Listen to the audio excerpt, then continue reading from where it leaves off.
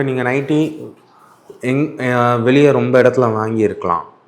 எங்களோட நைட்டியும் ஒரு வாட்டி வாங்குங்க. ஒரு வாட்டி ட்ரை பண்ணும்போது உங்களுக்கு உண்மையான வித்தியாசம் என்னங்கிறது தெரிஞ்சிடும். இப்போ உண்மையாக பார்த்தீங்கன்னா நம்ம ஹோட்டலுக்கு போகிறோம். புதுசாக ஹோட்டல் வருது. புதுசாக ட்ரை பண்ணுறோம். பார்த்தீங்கன்னா இப்போ இது மூலிமா நான் என்ன சொல்ல வரேன்னா, ஒரு உணவு சாப்பிட்றோம், விலை கொடுக்குறதுக்கு ரெடியாக இருக்கிறோம். ஒன்ஸ் சாப்பிட்டாச்சு, நாக்கை தாண்டியாச்சுன்னா டேஸ்ட் முடிஞ்சிச்சு.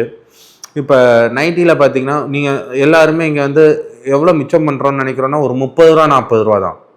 அந்த 30 ரூபா 40 ரூபாங்கிறது ஒரு பெரிய விஷயம் கிடையாது. ஆனால் அதே 30 ரூபா 40 ரூபாய்க்கான நைட்டி உங்களுக்கு ரொம்ப நாள் வருது, சாயம் போகாமல் வருது, துணி கிளியாமல் வருது, ஜிப்பு கடைசி வரைக்கும் நல்லா இருக்குது. இந்த 30 ரூபா 40 ரூபா வித்தியாசம். அதே இது அந்த நைட்டி ஏதோ ஒரு மிஸ்டேக்கில் போயிடுச்சு, கிழிஞ்சிருச்சோ இல்லை துணி சல்லடையாக ஆயிடுச்சோன்னா நீங்கள் திருப்பி இன்னொரு நைட்டி நீங்கள் வாங்கணும். அதுக்கு நீங்கள் 200 ரூபா நீங்கள் ஜாஸ்தி கொடுத்து தான் வாங்கணும்.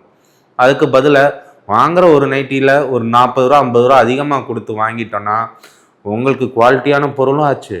நீங்கள் அது மூலயமா அந்த பொருளை தயாரிக்கிறவங்களை சார்ந்து நீங்கள் அவங்களுக்கு ஹெல்ப் பண்ணுற மாதிரியும் ஆச்சு. எப்படின்னா நீங்கள் எங்களுக்கு குவாலிட்டிக்கு ஒரு வழி ரெஸ்பெக்ட் பண்ணி இது பண்ணி கொடுக்கும் போது அந்த சேல்ரி டெய்லர்ஸ்க்கும் போய் சேரும்.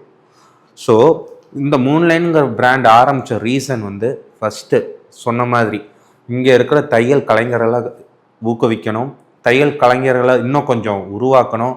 இப்போ எல்லா விலைவாசியும் ஏறுது. ஆனால் நைட்டியோட விலைவாசி பார்த்திங்கன்னா 10 வருஷத்துக்கு முன்னாடி இருந்ததோடு இப்போ விலை கம்மியாகிட்டே போகுது மார்க்கெட்டுக்குள்ளே. ஏன்னா போட்டிகளில் ரொம்ப பேர் என்ன செய்கிறாங்கன்னா, நான் விலை கம்மியாக தரேன், ஒரு கம்பெனி ஒரு 150 ரூபாய்க்கு தரதா, நான் அதே இது நான் 130 ரூபாய்க்கு தரேன். இப்படி விலை கம்மியாக போக எதுலெல்லாம் இதாகும்னா துணியோட தரம், தையலோட தரம், என்ன மாதிரி ஜிப் யூஸ் பண்ணுறோம், என்ன மாதிரி பைப்பிங் நம்ம அதுக்கு வைக்கிறோம், என்ன மாதிரி பேட்டர்ன் ஒர்க் பண்ணுறோம், இது எல்லாமே தரத்தில் இது குறையும். இப்போ நம்ம நாட்டுக்கும் வெளிநாட்டுக்கும் என்ன வித்தியாசம் அப்படின்னா, வெளிநாட்டில் ஒரு ப்ராடக்ட் வருதுன்னா பாருங்கள் நான் இதோட குவாலிட்டியாக தரேன்னு சொல்லுவாங்களே தவிர ப்ரைஸிங்கை சொல்ல மாட்டாங்க. ப்ரைஸிங்கை நோக்கி அங்கே காம்படிஷன் நடக்காது. அங்கே நடக்கிறது ஃபுல்லாக தரத்தை நோக்கி.